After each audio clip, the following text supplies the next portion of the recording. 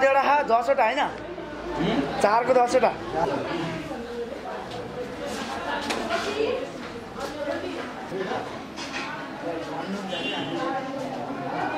म्याग्दी जिल्लामा अवस्थित पर्ने पाठ्यपुस्तक शिक्षा तथा समन्वय इकाइको चाहिँ तथ्याङ्क अनुसार हामीलाई लगभग 20,000 को हाराहारीमा चाहिँ सेट पाठ्यपुस्तक आवश्यक पर्छ, जसमध्ये 42-43 हाराहारी तपाईँको चाहिँ बोर्डिङको पाठ्यपुस्तकहरू पर्छ, जुन इङ्ग्लिस मिडियमको पाठ्यपुस्तक रह्यो भने 15,000 हाराहारी पाठ्यपुस्तक सरकारी विद्यालयहरूमा आवश्यक पर्ने पाठ्यपुस्तक हो। जुन पाठ्यपुस्तक हाम्रो यस डिपोमा म्याग्दी जिल्लाभरिको लागि पुग्ने गरी आइसकेको छ। सबै विद्यालयमा शैक्षिक सत्र सुरु हुनुभन्दा अगाडि नै हामीले चाहिँ पाठ्यपुस्तक पुर्याउने लक्ष्य लिएका छौँ।